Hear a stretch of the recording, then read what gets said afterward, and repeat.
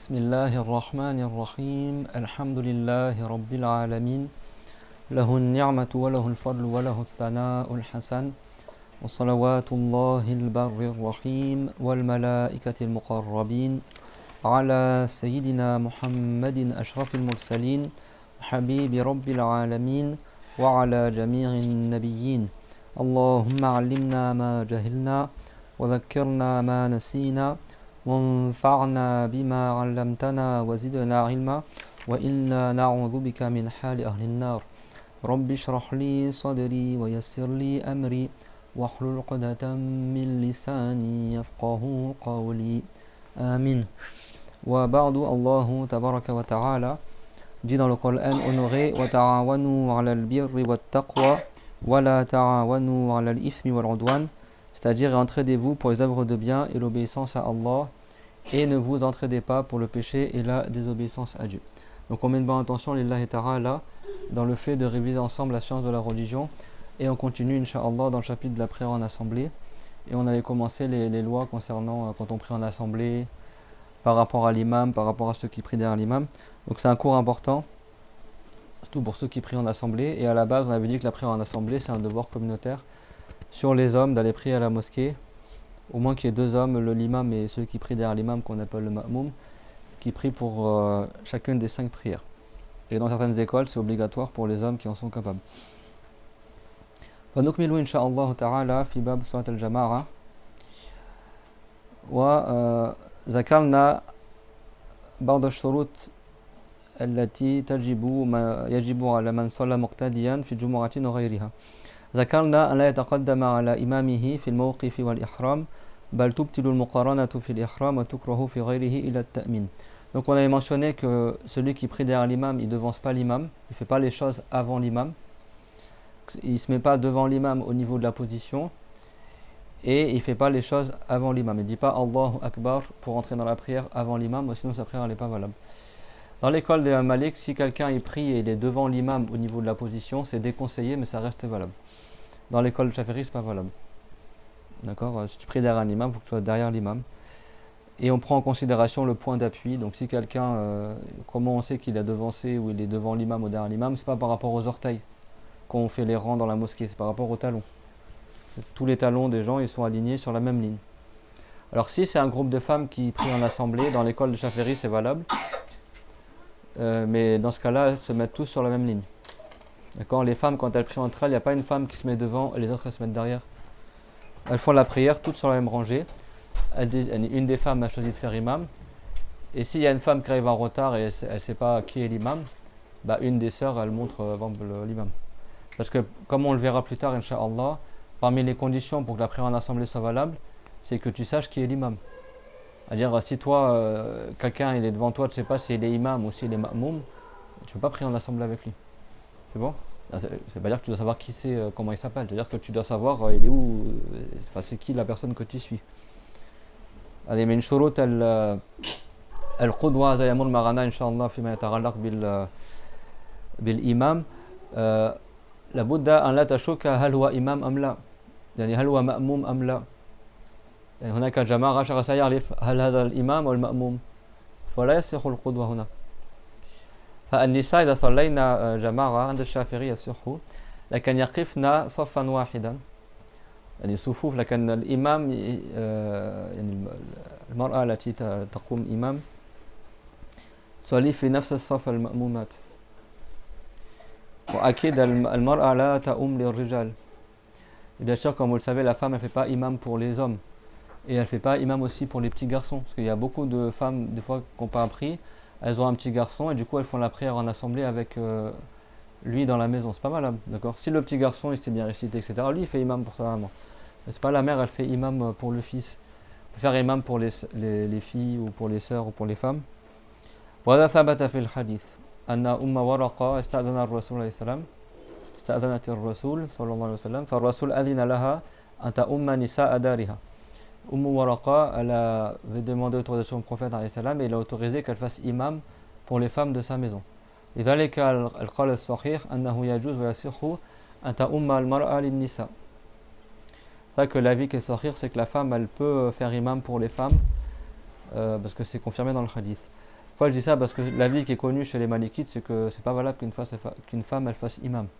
لأنه القول المشهور عند المالكية أنه لا يصح للمرأة أن تكون إماما للنساء وكذلك عندهم الولد دون البلوغ لا يكون إماما وهذا كذلك يخالف الحديث الصحيح أن كان أحد الصحابة يؤم يعني واحد دون البلوغ كان يؤم للصحابة الكبار.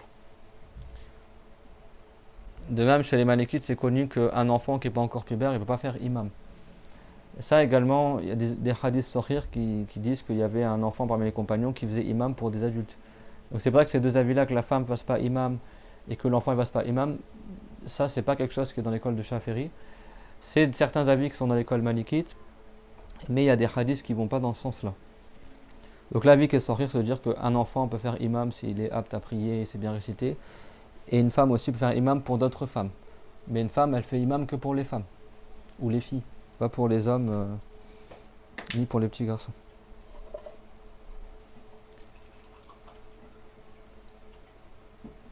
كذلك ما ينبغي للإمام إذا صلى لا يكون في علو والمأمومين في سفل مثلا. Parmi ce qu'on vient aussi, c'est que l'imam il soit à la même hauteur qu'au niveau de la surface que ceux qui prient derrière lui. C'est pas l'imam il est en haut sur un étage et ceux qui le suivent sont derrière en bas. Ou l'imam il est surélevé par rapport au ma'moumine sans excuse. Ça dans l'école de Shafi'i c'est déconseillé et chez les Malikites c'est haram. Il y a un avis qui dit que c'est déconseillé mais il faut que ça soit au même niveau quoi. Donc on ne fait pas les choses en même temps que l'imam sauf pour la parole amin après la fatiha comme on a vu dans le cours dernier. ويحرم تقدمه بركن فعلي وتبطل الصلاة بالتقدم على الإمام بركنين فعليين متواليين طويلين أو طويل وقصير بلا عذر. إذا تقدم بركن هنا المراد فعلي يعني كامل فهذا حرام. أما إذا تقدم ببعض الركن فهنا مكروه. فإذا كان الإمام واقفا والمأموم ركع قبل الإمام لكن بقي راكعا فهنا لا يتم بعد الركوع. الركوع يتم عندما الراكع يرفع من الركوع. هنا يكون تم الركن. فإذا سبق الإمام فقط ركع قبل الإمام لكن بقي راكعا هنا لا نقول سبق الإمام بركن إنما من بعد الركن فهنا مكروه. أما إذا رفع من الركوع والإمام لا يزال واقفا فهذا حرام من الكبائر. مفهوم؟ وعيد إذا كان ركع قبل الإمام لكن لم يرفع من الركوع فهنا لا نقول سبق الإمام بركن فعلي إنما إذا رفع من الركوع هنا يحسب أنه وقع في الحرم. Donc parmi les règles de la prière en assemblée c'est marqué dans vos livres que c'est interdit. Il y a des livres là, c'est ceux qui n'ont pas le livre, sinon il est en PDF dans le canal Telegram. C'est interdit de devancer l'imam d'un pilier gestuel. Alors quand on dit pilier gestuel, c'est pas les piliers oraux. D'accord, c'est quoi les piliers oraux? Il y en a combien? C'est 5. 5, c'est quoi les piliers oraux? La parole Allahu Akbar pour entrer dans la prière. Bon, ça, s'il le dit avant l'imam, sa prière n'est pas valable. Si lui, il veut suivre l'imam et il dit la parole Allahu Akbar avant l'imam, tu ne peux pas suivre un imam et rentrer dans la prière avant l'imam. Donc la parole Allahu Akbar, la Fatiha, le dernier tashahhud, le salam. Ahmed, tu nous récites le tashahhud?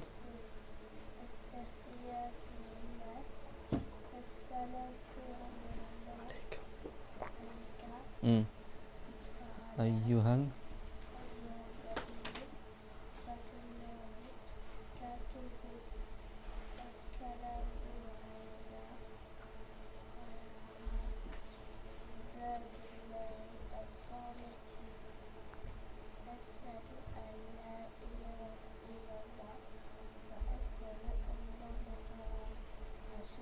Muhammadan Rasulullah. Et après la fin, on dit quoi? Sallallahu. Ah là, c'est bien. Donc le dernier tashahhud qu'on fait avant de passer le salam, c'est un pilier oral aussi. Et après, il y a quoi? L'invocation avant du prophète. Minimum, tu dis Allahumma salli ala Muhammad. Tu dis pas salli, tu dis salli sans prolonger. Parce que salli, faire attention, hein, ceux qui n'ont pas bien appris l'arabe, des fois. Même j'ai vu là, une vidéo il n'y a pas longtemps là où il parlent des prisons américaines, tout ça, et ils disent que les gardes ils préfèrent surveiller les prisonniers musulmans que pas musulmans. Et Zarma il montre que les musulmans ils font la prière dans la prison, et c'est une catastrophe quoi. Le gars il fait le adhan, Allahu Akbar, Allahu Akbar. Ouais, ça c'est haram. Akbar en arabe c'est différent de Akbar. Faire attention, les prolongations en arabe ça change le sens. Akbar, ça veut dire que Dieu il a des grands tambours, des gros tambours. Akbar c'est le pluriel de kabar, le kabar c'est les tambours. Akbar, ça veut dire que Allah est grand. C'est pas Akbar, c'est Akbar sans prolonger. Pareil, Solli, ça veut dire oh Allah élève en degré. Tu dis Solli, c'est comme disais que tu parlais à une femme, quoi. Tu dis oh Allah mais au féminin. Donc c'est ça que bon, ceux qui ne savent pas le sens, c'est haram, mais il faut faire attention, d'accord. Donc en arabe, il faut apprendre vraiment la lettre près, quoi. Pas prolonger là où il faut pas ne pas prolonger là où il faut prolonger, etc.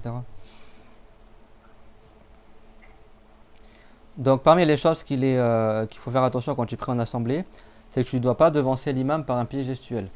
Donc ça veut dire que si c'est des pieds oraux, le jugement il change. Si tu as resté la Fatiha avant l'imam, c'est pas haram. Si tu récites le tashahhud avant l'imam, c'est pas haram. C'est bon, mais à la base tu dois faire après l'imam. Par contre, si tu dis la parole Allahu Akbar pour rentrer dans la prière avant l'imam, on a vu tout à l'heure que ta prière n'est pas valable parce que tu veux prier en assemblée avec l'imam. C'est clair ce que je dis ou pas jusque-là? Par contre, si quelqu'un il veut prier tout seul, c'est bon. Concentrez-vous parce que ce cours-là, il est un peu technique. Hein, donc, et j'ai pas envie de rester 50 ans, c'est le troisième cours qu'on fait dessus, et à chaque fois on n'avance pas. Donc c'est un livre résumé, mais il faut quand même apprendre les bases dans la prière en assemblée. Donc si toi tu dis Allahu Akbar, tu veux prier tout seul, bah, tu pries tout seul, donc il n'y a pas de conséquence. Si après il y a un gars, il arrive devant toi et tu décides de le prendre comme imam. Ah bah finalement il y a Cher qui est là, il arrive devant moi, il prie, bah moi je vais le prendre comme imam. Dans l'école de Shafiri, tu peux changer d'avis. Et sans redire Allahu Akbar, tu mets l'intention de suivre cette personne-là. Du coup, tu pries en assemblée. Et lui qui prie tout seul devant toi, si lui il a connaissance que tu pries derrière lui, il peut aussi mettre l'intention de devenir imam et du coup, vous priez en assemblée. Ça, c'est valable dans l'école de Shafiri. Ça, dans l'école de Malik, c'est pas valable. Chez les Malikites, si quelqu'un commence à prier tout seul, il ne peut pas après mettre l'intention de prier en assemblée avec quelqu'un.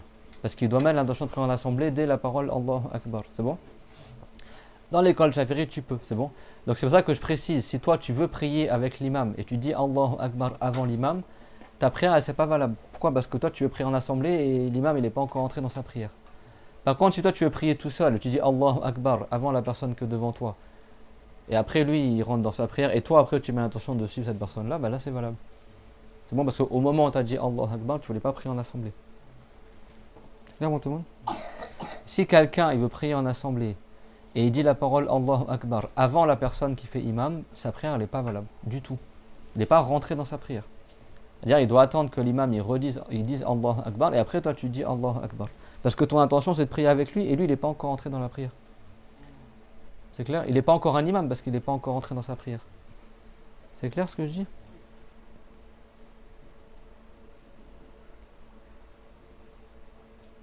Tout le monde a compris jusque là ou pas? Je répète. فإذا الإمام برضو ما دخل في الصلاة وأنت تريد أن تقتدي به لكن هو ما دخل بعد لم يقل الله أكبر فإذا قلت الله أكبر قبله ما صحت صلاته يعني لم تنعقد الصلاة مفهوم؟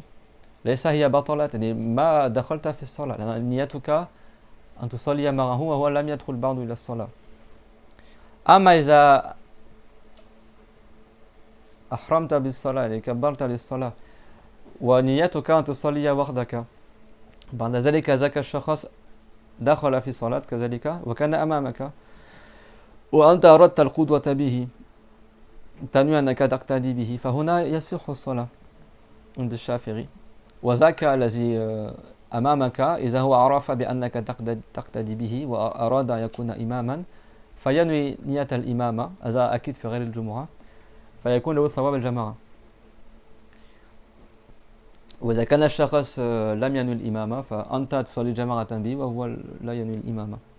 Bien sûr, tout ce qu'on dit, c'est dans autre que le Jumu'ah. Dans le Jumu'ah, il faut que l'imam et le ma'moum mettent l'intention de prier en assemblée. أما عند المالكية لا يصح ذلك. عند المالكية إذا شخص يصلي وحده ثم وقف أمامه شخص آخر فهو أراد أن يصرف نيته إلى الجماعة يريد أن يصلي جماعة مع ذاك الشخص لكن عندما دخل في الصلاة ما كان ناويا الجماعة فعند المالكية لا يصح ذلك. لابد أن تنوي عند تكبيرة الإحرام تنوي أن تصلي الجماعة. ليس كل الأحكام تكون نفسها في كل المذاهب. C'est pas tous les jugements sont pareils dans toutes les écoles. Donc là, le cours à la base dans l'école de Shafi'i, exprès comme on avait pris selon Malik, c'est une certaine chose. Selon Malik, si tu pries avec un imam, il faut que dès le début, tu aies l'intention de prier avec lui. Pas tu pries tout seul et après tu mets l'intention de prier avec lui plus tard. C'est bon?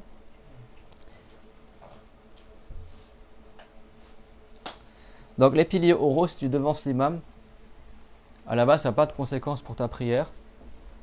Sauf si tu passes le salam avant l'imam ou si tu dis la parole Allah Akbar avant l'imam, là soit ça annule la prière si tu passes le salam avant l'imam, ou soit ta prière elle n'est même pas engagée si tu dis la parole Allah Akbar avant l'imam. C'est bon? Pour le reste des piliers oraux, ça on l'avait déjà vu dans les cours précédents, si tu fais avant l'imam, c'est pas haram. Mais après il y a des cas où c'est déconseillé, etc. Bon, c'est pas haram en tout cas. Amma ruknul fi'li إذا شغل سبق الإمام به يكون وقع في الكبيرة. Quant au pilier gestuel, si quelqu'un le fait avant l'imam, il tombe dans le grand péché. Et quand on dit il le fait avant l'imam, vous vous rappelez le hadith que le prophète a dit si quelqu'un il se redresse avant l'imam et ne craint pas que Dieu le transforme en âne, vous vous rappelez? Bon, et c'est un grand péché de devancer l'imam d'un pilier gestuel complet. Et quand est-ce que le pilier il est validé? Par exemple, l'imam il est debout, il termine sa fatiha et toi, bien sûr, là on parle que tu fais volontairement. Si tu n'as pas fait exprès, tu n'as pas fait exprès. Il y a une règle générale, si tu ne fais pas exprès, tu ne tombes pas dans le haram, c'est bon?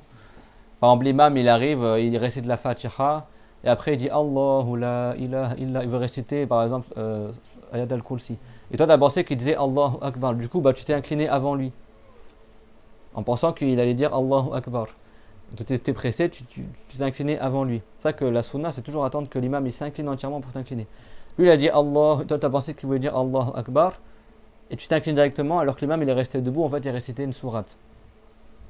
Là qu'est-ce que tu fais? Si tu veux tu restes incliné, si tu veux tu te redresses et tu attends que l'imam s'incline, tu te réinclines. Mais bon, là tu as devancé l'imam, mais tu n'as pas fait exprès, donc c'est pas haram, c'est bon? Ce qui est haram, c'est que toi tu devances l'imam volontairement d'un pied gestuel. Tu sais que l'imam il est encore debout et tu fais exprès de continuer la prière sans lui. Toi tu suis l'imam, comme tu suis l'imam et tu le devances. Donc quand on dit devancer d'un pied gestuel, c'est pas le simple fait que l'imam est debout et toi tu te baisses pour faire l'inclination. Parce que quand tu t'as fait l'inclination comme ça, tu as commencé l'inclination. Mais elle n'est pas terminée. Quand est-ce qu'elle se termine? Quand tu te relèves de l'inclination. Je répète. Ce qui est haram, c'est quoi? C'est que tu devances l'imam d'un pied gestuel long complet, c'est bon? Donc le pied gestuel, c'est quoi? C'est quand tu le fais en entier. Donc si l'imam est debout et récite la Fatiha et toi tu t'inclines, tant que tu restes incliné comme ça, tu as commencé l'inclination, mais elle n'est pas terminée. Quand est-ce qu'elle sera terminée? Quand tu te redresses de l'inclination. C'est-à-dire quand tu relèves ta tête, quand tu commences à te relever de l'inclination, et là tu as validé l'inclination entièrement. Donc ce qui est haram, c'est que l'imam il est debout, toi tu t'inclines avant lui et tu te redresses avant lui. Donc là tu as fait une inclination complète, c'est bon? Mais là tu tombes dans le grand péché. Parce que tu as fait l'inclination entière avant lui. Par contre, si l'imam il est debout et toi tu t'inclines volontairement avant lui, mais tu restes incliné comme ça, tu n'es pas redressé. Là, tu n'as pas devancé l'imam d'un pied gestuel complet. Tu as juste entamé l'inclination, mais tu n'as pas terminé. Parce qu'elle se termine quand l'inclination? Quand il se redresse de l'inclination. C'est pareil pour tous les piliers. Quand est-ce que, après, il y a quoi? Le redressement. Quand est-ce qu'il termine son redressement? Quand il va pour se prosterner. Quand est-ce qu'il termine la prosternation? Quand il se relève la prosternation. Quand est-ce qu'il termine la position assise? Quand il revient pour se prosterner. C'est-à-dire quand il va pour faire le pilier suivant, c'est là où il termine le pilier d'avant. C'est clair ce que je dis ou pas? Donc s'il devance l'imam d'un pilier gestuel complet, il tombe dans le grand péché. Mais si lui par exemple, l'imam il est prosterné, et le gars il pensait que le gars volontairement il s'assoit par exemple. Là il n'a pas terminé la position assise, parce que quand est-ce qu'il termine la position assise? Quand il va se prosterner à nouveau. Donc s'il se redresse avant l'imam, et l'imam est toujours prosterné, lui qu'est-ce qu'il fait? Il attend l'imam, et il est dans le déconseillé. Par contre, si lui se reprosterne à nouveau, faire la deuxième prosternation, et l'imam est toujours dans la première, là il aura devancé l'imam d'un pilier gestuel et il tombe dans le grand péché, c'est bon? C'est clair, tout le monde? Bon, après, les savants ils ont divergé. Est-ce que la position assise entre deux prosternations, c'est un pilier court, un pilier long? Mais bon, à la base, tu ne devances pas l'imam d'un pilier gestuel. C'est bon? Donc, devancer l'imam d'un pilier gestuel, ça veut dire quoi? Ça veut dire que tu as terminé le pilier. C'est bon?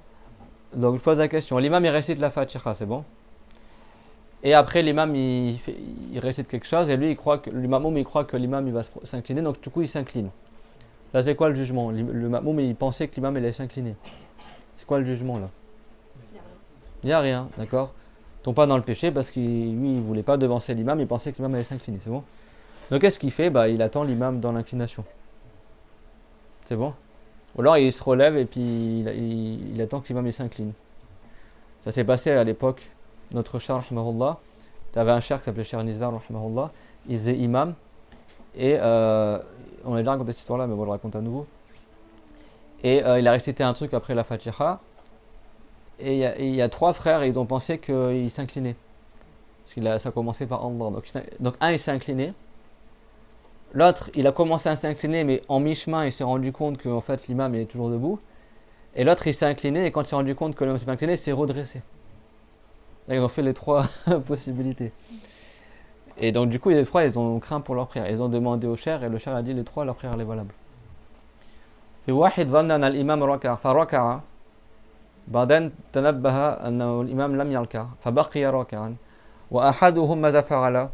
بدأ بالركوع وأثناء الركوع رأى أن الإمام لم يركع فوقف يعني في وسط بين الركوع والقيام وذاك ركع الآخر الثالث وعندما انتبه أن الإمام لم يركع اعتدل وعاد إلى القيام حتى يعيد يعني فسألوا الشيخ رحمه الله قال كلاهم يعني كلهم صحت صلاتهم إما تبقى راكعا إما تعود إلى الركوع وتعيد مع الإمام وليس عليه شيء لأنه لم يتعمد يعني هو تعمد الركوع لكن ظنا أن الإمام ركع أما إذا هو ركع قبل الإمام لكن بقي راكعا عمدا ما هو الحكم هنا؟ الإمام قائم وذاك ركع قبل الإمام لكن لم يرفع من الركوع فقد بقي راكعا. Si quelqu'un maintenant l'imam il est debout et la personne volontairement elle s'incline avant l'imam. C'est pas il a oublié qu'il prie derrière l'imam, il s'incline avant l'imam mais il reste incliné sans se redresser. C'est quoi le jugement ici? C'est déconseillé. Parce que là il n'a pas devant, c'est ça qu'il faut apprendre. Ces livres-là il ne faut pas les prendre en lecture. Hein. C'est pas c'est interdit de devancer l'imam d'un pilier gestuel. Il faut savoir ça veut dire quoi. Lui il s'incline avant l'imam mais il reste incliné. Donc il est toujours en état d'inclination. Là c'est déconseillé, c'est bon. Par contre, si lui il sait que l'imam il est encore debout et il décide de se redresser de l'inclination, أما إذا رفع من الركوع عمدا فهنا وقع في الكبيرة لأن هنا سبق الإمام بركن فعلي وهكذا يعني في سائر الصلاة الأركان الفعلية. Et si lui il sait que l'imam il est debout et volontairement il s'incline avant l'imam, après il se redresse de l'inclination alors que c'est très bien que l'imam n'est toujours pas incliné, là il tombe dans le grand péché.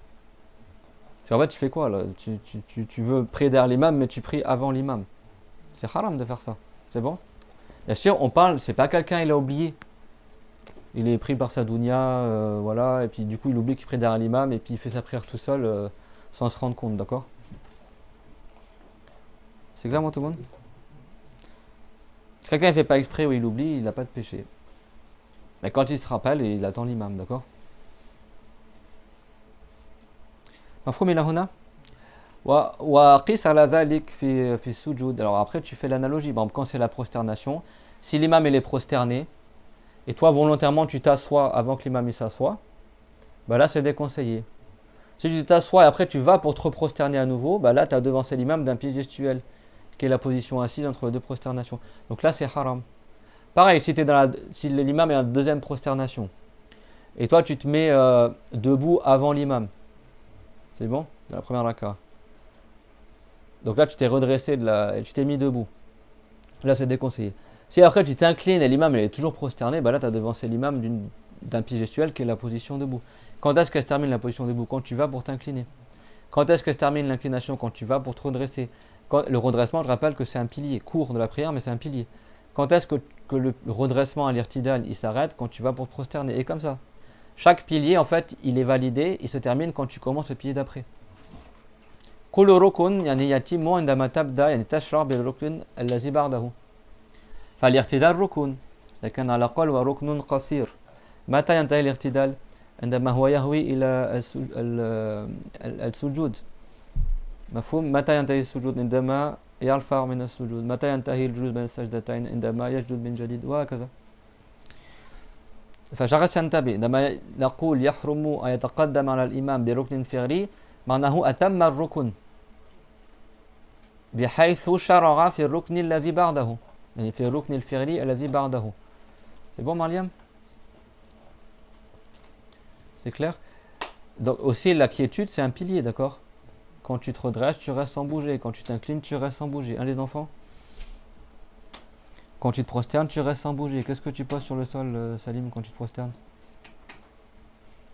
Les orteils des pieds. Les orteils des pieds. Quelle partie des orteils?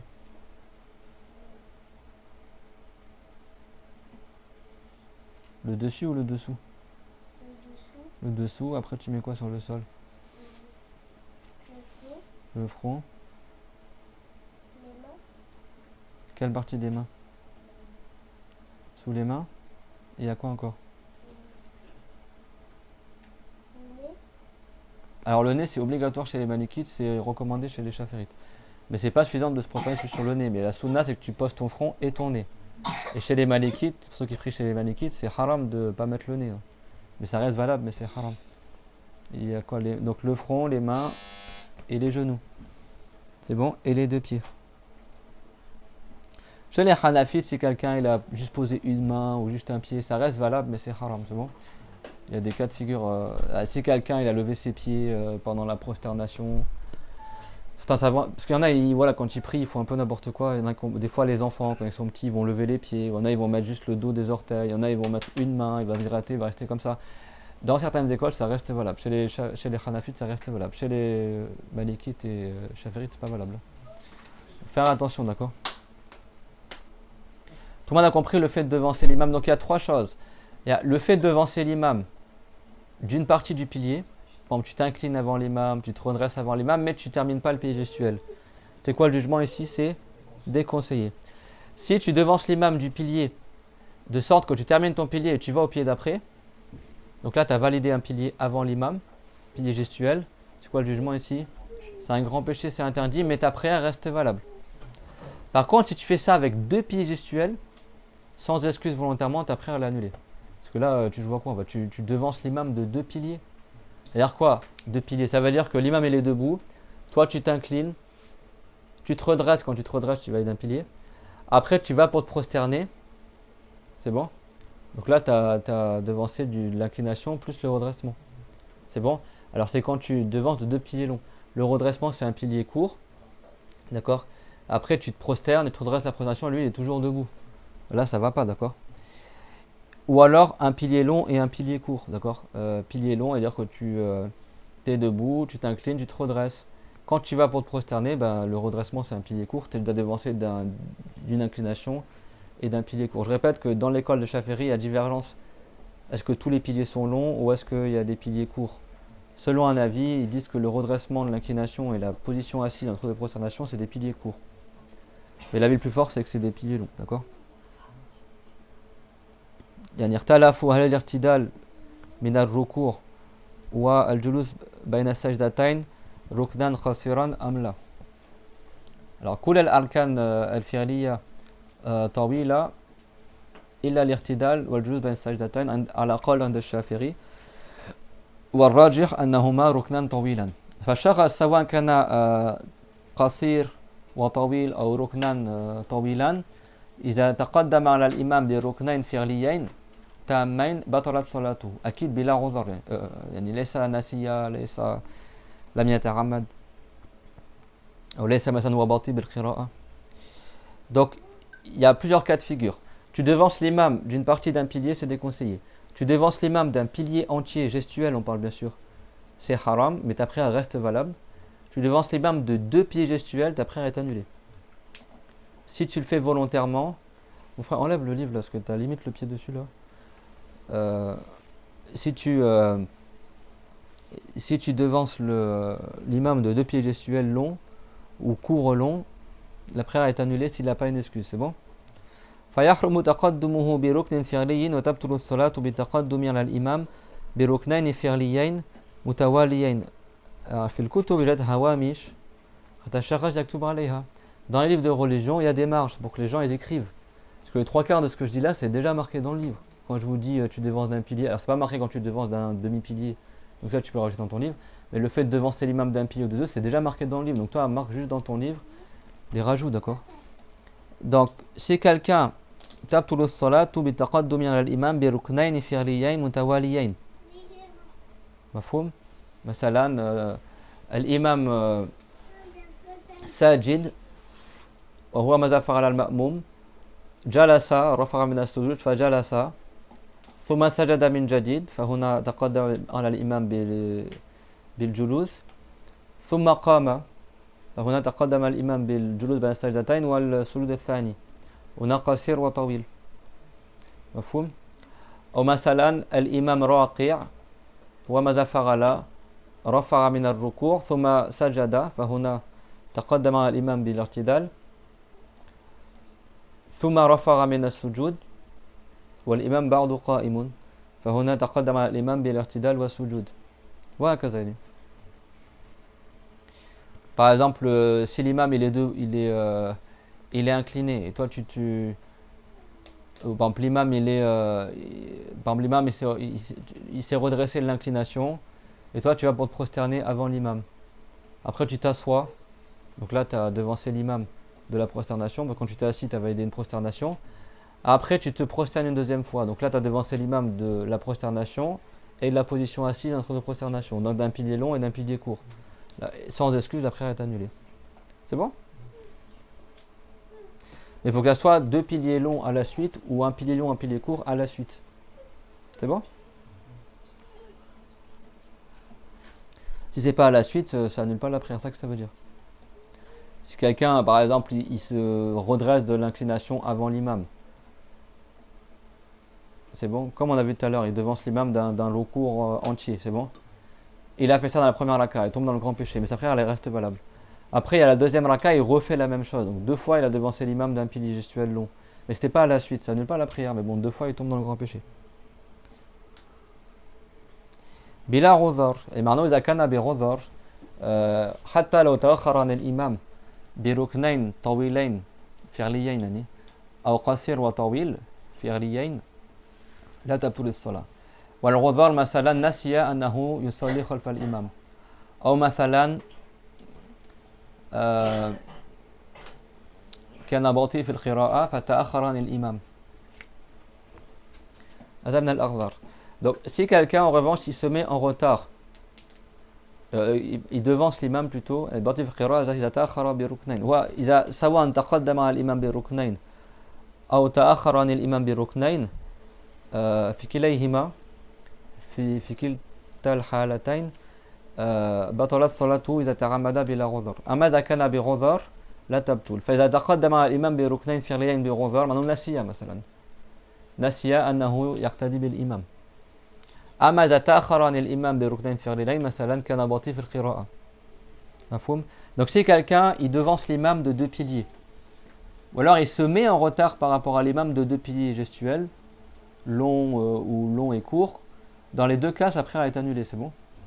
Si il devance l'imam de deux piliers gestuels ou alors il est en retard de l'imam. Par exemple l'imam il récite la Fatiha, toi tu es derrière l'imam, l'imam il s'incline, toi tu es toujours debout. L'imam il se redresse, toi tu es toujours debout. Donc là il t'a devancé d'un pilier parce qu'il s'est incliné, s'est redressé, il a validé l'inclination, c'est bon? Après l'imam il se prosterne, c'est bon? Et toi tu es toujours debout. Là l'imam il t'a devancé de combien de piliers gestuels? Deux, c'est quoi les deux piliers? L'inclination et le redressement. Donc le redressement c'est un pilier qui est court, c'est bon, mais c'est quand même deux piliers. Donc sans excuse, bah, ta prière est annulée. C'est bon? Et vice versa. Donc là, c'est-à-dire que là il t'a devancé, c'est bon? Donc toi tu es en retard de l'imam de deux piliers gestuels à la suite. Même si tu as un pilier court dedans ou un pilier long, etc. De toute façon, selon la vie le plus fort, le redressement est aussi un pilier long. C'est bon? Et pareil si c'est toi qui devances l'imam de ces deux piliers. Sauf si tu as une excuse. C'est quoi l'excuse? Alors si tu devances l'imam, l'excuse c'est par exemple tu as oublié que tu pries avec l'imam. Donc tu étais pressé par exemple, tu as oublié que tu pries en assemblée, tu fais ta prière tout seul en fait, tu as oublié que tu pries derrière l'imam. Bah là, c'est une excuse, d'accord? Si tu devances l'imam de deux piliers, par oubli, ta prière n'est pas annulée. Et tu tombes pas dans le péché parce que tu n'as pas de haram à oublier. C'est bon? Et le même jugement si tu te mets en retard par rapport à l'imam de deux piliers gestuels. C'est bon? ta prière est annulée, sauf si tu avais une excuse. C'est quoi l'excuse? Par exemple, tu as oublié que tu pries derrière l'imam. Donc tu récites, bon, imaginons que tu t'oublies que tu pries derrière l'imam, tu commences à réciter une sourate qui est longue, après la Fatiha, et l'imam il s'incline, il se redresse, il se prosterne, et toi tu es toujours en train de réciter parce que tu pensais que tu priais tout seul. La prière elle n'est pas annulée. Ou alors toi tu es lent à réciter la Fatiha. Je dis la Fatiha parce que le pied c'est la Fatiha. Donc toi tu es lent à réciter, ou l'imam il récite très vite et toi tu mets du temps à réciter. Et ben dans ce cas-là tu as une excuse. Par exemple l'imam il s'incline, toi tu continues à réciter. Après il se redresse, tu continues à réciter. Tu n'as toujours pas terminé ta Fatiha. Et là on parle pas que tu étais en retard par rapport à l'imam quand tu es rentré dans la prière en même temps que l'imam, c'est bon? On parle pas que tu étais en retard dans la prière. Si tu es en retard dans la prière, tu dis Allahu Akbar, tu commences ta Fatiha direct et après quand l'imam s'incline, tu t'inclines avec l'imam. C'est bon? Parce que tu arrives en retard dans ta prière. Par contre, si tu as fait le takbir en même temps que l'imam, il va dire que l'imam il a dit Allahu Akbar et toi juste après tu as dit Allahu Akbar. C'est pas t'arrives en retard à la prière, c'est bon? Tu as fait l'entrée rituelle comme il faut juste après l'imam, c'est bon? Mais tu récites longuement que l'imam. Lentement que l'imam. C'est clair ce que je dis ou pas? Donc l'imam il s'est incliné, toi tu n'as pas terminé ta Fatiha. Dans l'école de Shafi'i, c'est un devoir que tu récites la Fatiha en entier. Bah tu termines ta Fatiha même si l'imam il s'incline. Il s'incline, il se redresse, toi tu termines ta Fatiha. Mais à condition que tu ne sois pas plus en retard que de 2 piliers gestuels, c'est bon? C'est clair ce que je dis? Ça c'est quand tu pries dans l'école de Shafi'i. Si tu pries dans l'école de la Malikite, Hanbalite et Hanafite, c'est pas un devoir que tu récites la Fatiha. Donc si l'imam s'incline, tu t'inclines. Tu arrêtes la Fatiha, tu t'inclines, même si tu es lent à réciter. Et si vraiment quelqu'un il est trop lent à réciter de sorte qu'il est trop en retard par rapport à l'imam et que les gens dans la mosquée le prennent pour un fou, comme ça se passe des fois parce qu'il y en a ils n'ont pas appris dans l'école Shafi'i, donc ils comprennent pas pourquoi tu restes debout alors que l'imam il s'est incliné, il se redresse, tu es toujours debout en train de réciter. Bah prends la facilité, prends dans d'autres écoles et tu pries dans l'école d'Abu Hanifa ou dans l'école de Malik ou dans l'école de Hanbal et tu t'inclines quand l'imam il s'incline, c'est bon? Bien sûr, après il faut que tu apprennes la purification et la prière dans ces écoles là. C'est clair pour tout le monde? Dans l'école de Shafi'i, même si l'imam s'est incliné, si toi tu n'as pas terminé ta Fatiha, tu continues ta Fatiha. Tant que tu n'es pas en retard de plus de 3 piliers, c'est bon parce que tu as une excuse, c'est bon? Donc si tu es en retard de 2 piliers gestuels par rapport à l'imam, parce que tu es lent à réciter, ta prière elle n'est pas annulée. Tu as une excuse, c'est bon? Et le waswas, c'est pas une excuse. Si quelqu'un, lui, il est en retard par rapport à l'imam, parce qu'il a du waswas dans sa récitation de la Fatiha, donc il répète 4 fois la basmala, ou 6 fois alhamdulillah, ou voilà, il sait pas dire il le sod ou le dod, donc il répète 40 fois. Il sait qu'il l'a bien fait, malgré ça, il le refait parce qu'il a du waswas. Si quelqu'un, il doute il a un doute réel de l'avoir bien fait, dans ce cas-là, il refait le mot. C'est bon? Ou quelqu'un, il est sûr qu'il l'a mal fait, il refait, il n'y a pas de problème. Mais si quelqu'un, lui, il sait qu'il l'a bien fait, mais juste à cause du waswas, il répète plusieurs fois, de sorte qu'il se met en retard par rapport à l'imam. Bah, si lui, il se met en retard de 2 pieds gestuels à cause de son waswas par rapport à l'imam, sa prière est annulée. Parce que le waswas, il convient de le rejeter. C'est pas une excuse. Si quelqu'un est en retard par rapport à l'imam à cause du waswas, dans sa Fatiha, c'est pas une excuse. C'est-à-dire, s'il se met en retard de plus de 2 piliers, sa prière est annulée. C'est bon? Parce que le waswas, il est requis de le rejeter. Si quelqu'un réellement, il n'a pas beaucoup de souffle, ou sa langue, il est nouveau, il commence, il est débutant pour apprendre la Fatiha, du coup il récite lentement. Ou alors même s'il n'est pas débutant, mais il ne peut pas réciter vite, eh ben, il a une excuse pour être en retard par rapport à l'imam. Ou alors il a oublié qu'il priait derrière l'imam. Il pensait à autre chose, et l'imam il s'est incliné, il s'est redressé, et lui il pense à autre chose, et il reste debout comme ça. Également c'est une excuse, c'est bon? Donc l'excuse c'est quoi par exemple? Dans votre livre c'est marqué quoi? Sans excuse, n'est-ce pas? Qui c'est qui me lit la phrase du livre? Si vous suivez le cours en même temps dans le livre, c'est plus facile pour comprendre le cours. Il est interdit de le dévancer d'un pilier gestuel. La prière est annulée en devançant l'imam de 2 piliers gestuels successifs longs, ou bien d'un long et d'un court, sans excuse. Voilà, c'est sans excuse. Donc c'est quoi l'excuse? Tu notes dans ton livre, c'est quoi l'excuse qu'on a dit? Si tu es en retard par rapport à l'imam. Si tu devances l'imam de 2 piliers gestuels. Tu devances l'imam, tu fais avant l'imam. Et il a oublié qu'il prie la prière avec l'imam, c'est bon? Bah notez dans vos livres. C'est bon? Le livre c'est noté dedans. Hein. Après c'est marqué quoi? De même, la prière est annulée en étant en retard par rapport à l'imam de ces 2 piliers gestuels-là, sans excuse. Voilà, sans excuse. C'est quoi l'excuse par exemple? Si tu es en retard par rapport à l'imam. Hein? T'es lent à réciter ou T'as oublié que tu pries en assemblée, c'est bon? T'as noté. Beaucoup de gens ils notent pas. Même moi je note hein, il faut noter. Si tu notes pas, tu vas oublier après. C'est pas t'as juste ton livre comme ça, il y a la page. Puis après t'es là le jour où tu vas donner cours à tes enfants. Papa, ça veut dire quoi sans excuse? Bah c'est comme ça, c'est marqué comme ça et tu passes. Et bah, si t'as pris des notes, tu te dis bah sans excuse. Il a oublié par exemple. فالعذر في التقدم مثلا نسي أنه مقتدٍ للإمام. العذر في التأخر عن الإمام مثلا نسي أنه مقتدٍ للإمام أو مثلا تأخر لأجل البطء في القراءة لسانه لا تساعده على السرعة في القراءة. أما المتوسوس الذي عنده وسواس فيعيد عدة مرات يعرف أنه قرأ صحيحا لكن هو لأجل الوسواس يعيد فهذا ليس عذر. الوسواس مطلوب أن يطرده. فإذا تأخر عن الإمام بأكثر من ركنين فعليين طويلين وطويل وقصير يكون بطلت صلاته. Après, il y en a, ils ont du waswas, par exemple, ils vont dire bis, ils ont un waswas sur le signe, par exemple. Bah, s'il dit plusieurs fois bis comme ça, alors qu'il sait que c'était valable, bah, sa prière est annulée. C'est bon? Parce qu'il a dit volontairement un mot de 2 lettres. C'est bon? Donc le waswas, il faut le rejeter. Le waswas, ça veut dire quoi? C'est-à-dire que toi, tu sais que tu as bien récité, mais malgré ça, tu refais parce que le shaitan te dit que tu as mal fait. Alors que tu sais que tu as bien fait. C'est ça le waswas. Mais si quelqu'un, lui, il pense qu'il a mal fait son sod ou son dod, ou il doute est-ce qu'il a bien fait ou pas, là, c'est pas du waswas. Si vraiment il pense que c'est possible qu'il ait mal fait, il pense que peut-être qu'il a mal fait parce qu'il n'a pas bien entendu, dans ce cas-là, il refait le mot. C'est bon? Ou la aya. Le waswas, c'est-à-dire que lui, il sait qu'il a bien fait, mais il refait juste parce que tu as une voix dans sa tête qui lui dit tu as mal fait. À cette voix-là, il la rejette. Le waswas, son remède, c'est de le rejeter, c'est pas de le suivre. Le waswas, c'est involontaire. C'est-à-dire que quelqu'un il vient de te parler, le shaitan il vient de te mettre un truc dans ton cœur, et le shaitan ne sait pas ce qu'il y a dans ton cœur. Donc toi, s'il te fait du waswas, tu ne calcules pas. Tu fais comme si tu n'as rien entendu. Et souvent, ceux qui ont du waswas, c'est ceux qui n'ont pas bien appris la religion. Donc t'en as, des fois, moi je vois, ils posent des questions, des fois, il y en a, ils arrêtent leur prière, ils refont la prière, ils arrêtent la prière, ils refont, ils disent, je sais pas si c'est valable, pas valable. Mais apprends la prière. Apprends à faire la prière. C'est pas un jeu. Si quelqu'un il arrête sa prière en plein milieu, c'est haram, c'est un grand péché. Hein. T'as pas le droit d'arrêter la prière comme ça pour rien en plein milieu. Il y en a qui disent oui, je sens que j'ai pas la crainte d'un prière, du coup j'arrête ma prière, je la refais. Après, je parle des questions sur YouTube, des fois j'ai des trucs. Il y en a, ils apprennent rien du tout de la prière. C'est pas un jeu, c'est pas au feeling. J'ai pas ressenti assez de crainte, du coup j'ai arrêté ma prière, je refais. C'est pas comme ça la religion. Même si t'as pas la crainte dans ta prière, termine ta prière.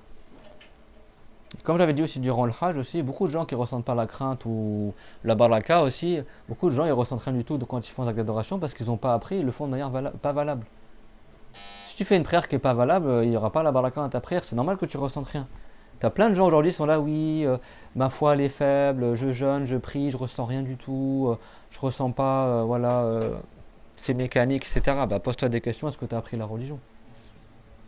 Parce que quand tu as appris la religion et que tu fais de la prière la bonne manière, et tu sais ça veut dire quoi Allah Akbar, tu sais ça veut dire quoi la Fatiha, tu sais ça veut dire quoi Subhanallah, et tu sais, voilà, que tu invoques Allah quand tu es prosterné, que le moment où tu es le plus agréé par Allah c'est quand tu es prosterné, enfin dire après il faut apprendre la religion. Ceux qui font l'islam mécanique comme ça, beaucoup d'entre eux ils n'ont pas appris c'est quoi l'islam. Il y en a ils n'ont même pas la bonne croyance. Il y en a ils priaient et dans chaque prosternation ils disaient Subhan Rabbi al-Jalis, il disait n'a aucun défaut, mon Seigneur qui est assis, mon Seigneur qui est assis. Il ne disait même pas rapporter ça. Il faisait de la mécrance chaque fois dans sa prière. C'est normal que tu ne ressens pas la baraka, tu dis de la mécrance dans ta prière. Allah il est ni assis, ni debout, ni couché, c'est pas un corps, d'accord? Tu ne peux pas l'imaginer. Si quelqu'un il fait sa prière et il croit que Dieu c'est une lumière, ou que Dieu c'est une âme, ou que Dieu c'est un corps assis dans le ciel, bah lui sa prière elle est même pas valable. On a beau prier 40 000 fois, il va jamais avoir la baraka quoi. Faire attention à ça.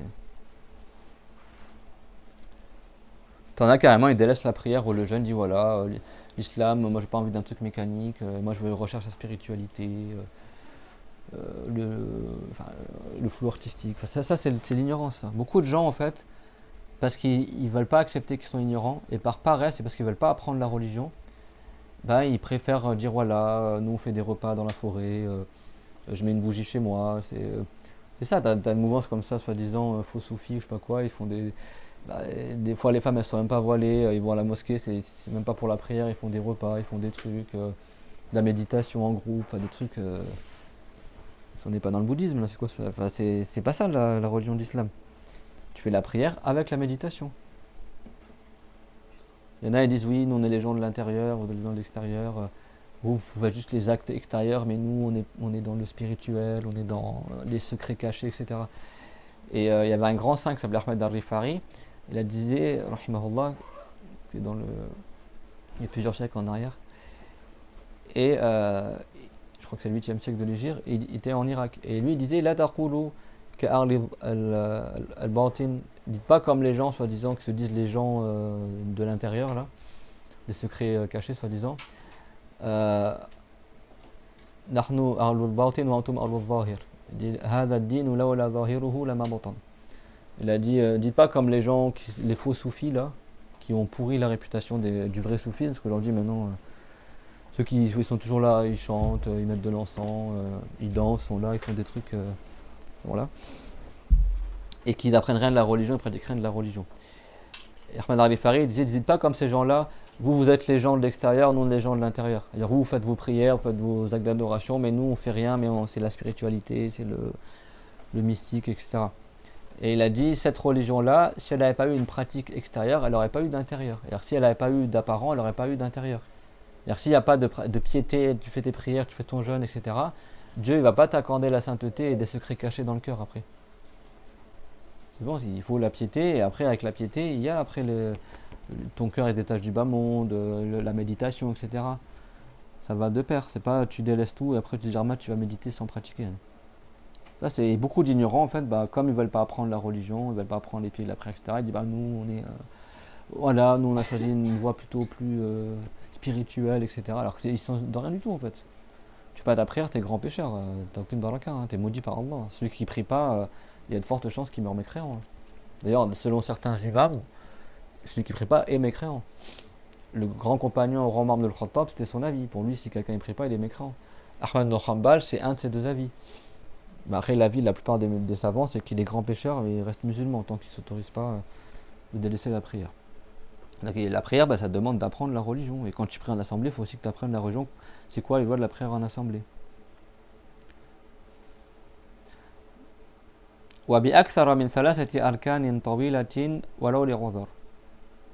هنا في التأخر ب3 أركان يعني بطرح الأركان يعني الركنين القصيرين. ما هما الركنان القصيران؟ الفعليان.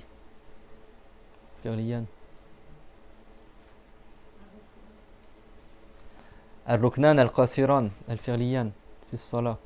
لأنه في التأخر ب3 أركان لا تحسب الركن القصير، فقط الأركان الطويلة. فما هي الأركان القصيرة؟ الجلوس بين السجدتين والاعتدال من الركوع. فإذا الشخص تأخر عن الإمام ب3 أركان طويلة، معناه الإمام قائم وذاك المأموم قائم. الإمام ركع، رفع، سجد، جلس. فهنا لا تحسب الاعتدال الرفع من الركوع، ولا تحسب كذلك الجلوس بين السجدتين. فعندما تقول تأخر عن الإمام 3 أركان، في التقدم بركنين أو التأخر بركنين هنا تحسب القصير والطويل كيف يعني. أما إذا كان ب3 أركان ولو بعذر، يعني 3 أركان يعني تبطل بعذر، أما بغير عذر تكون بطلت من ركنين ليس من 3. لكن إذا كان مع عذر ومع ذلك تأخر بأكثر من 3 أركان، وهنا نحسب فقط الأركان الطويلة، كن بطلت صلاته ولو كان له عذر. كان يلزمه، كان عليه أن يلحق الإمام، لا يبقى في ترتيب نفسه. فهنا كيف تحسب؟ إذا كان مثلا المأموم قائم والإمام ركع، قلنا التقدم بركن يكون إذا أتم الركن. فإذا ركع الإمام، بعض الإمام لم يسبق المأموم بركن تام، عندما يرفع الإمام من الركوع يكون سبقه بركن فعلي. الاعتدال لا تحسبه. عندما يسجد يكون بدأ بالركن الثاني الطويل. عندما يجلس بعد السجود الأول يكون الإمام سبق المأموم ركنين فعليين طويلين لأنه لا تحسب الاعتدال. ثم عندما يسجد مرة ثانية أنت لا تحسب الجلوس بين السجدتين أنه قصير، يكون شرع في ركن الثالث. وعندما يرفع الإمام من السجود الثاني يكون هنا أتم ركن الثالث. فإذا كان المأموم بعد قائم ماذا يفعل؟ يترك ترتيب نفسه يلحق بالإمام. إذا الإمام تلبس بركن الرابع مثلا جلس وقام يعني بعد السجود الثاني، فهنا تقدم الإمام بثلاثة أركان طويلة فعلية يعني وهي الركوع والسجود الأول والسجود الثاني، لا تحسب الاعتدال ولا الجلوس بين السجدتين. فمتى تبطل الصلاة المأموم؟ عندما يكون الإمام تلبس بركن الرابع، أن انتقل إلى الركن الرابع، فهنا يكون تقدم الإمام بأكثر من ثلاثة أركان طويلة. أما إذا كان الإمام بعد لم يتلبس بركن الرابع فهنا لا تبطل صلاة المأموم. فإذا أنهى الفاتحة مثلا بعد ذلك يمشي على ترتيب نفسه، إذا لم ينهى فيلحق بالإمام قبل أن يتلبس بالركن الرابع. مفهوم المسألة أو أعيد؟ يعني في التقدم بركنين أو بالتأخر بركنين هنا لا ننظر إذا كان طويل أم قصير. يعني إذا أتم الركنين تأخر عن الإمام بركنين بلا غبار أو تقدم الإمام بركنين بلا غبار يكون بطلت صلاته المأموم يعني. أما في التأخر بأكثر من ثلاثة أركان هنا تحسب فقط الأركان الطويلة. يعني هنا المثال أن المأموم له عذر مثلا بطيء بالقراءة فتأخر بركنين عن الإمام لم تبطل صلاته، لكن بعد أن أكمل فتأخر بثلاثة أركان لا تبطل صلاته. أما إذا كان أكثر من ثلاثة أركان كيف نحسب أنه أكثر من ثلاثة أركان؟ يكون الإمام تلبس بالركن الرابع، يعني دخل شرع بالركن الرابع. مفهوم الكلام؟ مثلا إذا كان المأموم قائم يكون الإمام مثلا رفع من السجود الثاني، تلبس يعني رفع وقام مثلا أو رفع وجلس للتشهد الأول مثلا، فهنا يكون تلبس بالركن الرابع فيكون تقدم على المأموم بثلاثة أركان أكثر من ثلاثة أركان. إذا كان المأموم لم يترك ترتيب نفسه يكون بطلت صلاته. مفهوم ou أعيد؟ Monsieur le Khal? Donc, si le ma'moum il a une excuse, on a dit que s'il a une excuse, par exemple, c'est quoi l'excuse qu'on a dit pour être en retard par rapport à l'imam? Salim. Hein, il est lent à réciter. Il est lent à réciter parce qu'il est lent à réciter. C'est pas il a un waswas qui fait qu'il répète 15 fois la Fatiha, c'est bon. Il est lent à réciter parce qu'il n'a pas beaucoup de souffle ou parce qu'il ne prononce pas très bien, ou alors tout simplement parce que sa langue elle fait qu'il récite pas, ou alors parce que l'imam va trop vite et lui il n'arrive pas à aller aussi vite que l'imam. Et je répète que c'est déconseillé de prier derrière un imam qui va trop vite. Donc il a une excuse. S'il est en retard d'un pilier par rapport à l'imam, est-ce que c'est haram? Il a une excuse. Non. Est-ce que sa prière est annulée? Non. Est-ce qu'il est en retard de 2 piliers? Est-ce que c'est haram? Non. Et là on ne regarde pas est-ce que c'est un pilier long ou un pilier court. Que ce soit un pilier long, un pilier court, les deux longs, c'est bon. Il a une excuse, sa prière n'est pas annulée. Par contre là où on regarde c'est quand il est en retard de plus de 3 piliers gestuels. Mais là, on regarde que les piliers longs. C'est-à-dire que c'est quoi? On compte pas les piliers courts. C'est quoi les piliers courts dans la prière? Il y en a 2. Le redressement de l'inclination et la position assise entre les 2 prosternations. Donc si lui, il se met, il a une excuse, d'accord? Parce que s'il n'a pas d'excuse, il ne va pas attendre 3 piliers pour que sa prière soit annulée. S'il n'a pas d'excuse, au bout de 2 piliers, qu'ils soient longs ou courts, gestuels, sa prière est annulée, c'est bon. Mais là, il a une excuse. Il est lent à réciter ou il a oublié qu'il était derrière l'imam. Du coup, il s'est mis en retard par rapport à l'imam. On ne parle pas de quelqu'un qui est rentré dans la prière en retard. Ça, on ne va pas en parler du tout. C'est bon. On parle de quelqu'un qui est rentré en même temps que l'imam. Et après l'imam, il a dit Allahu Akbar. Mais pour une raison ou pour une autre, il s'est mis en retard par rapport à l'imam.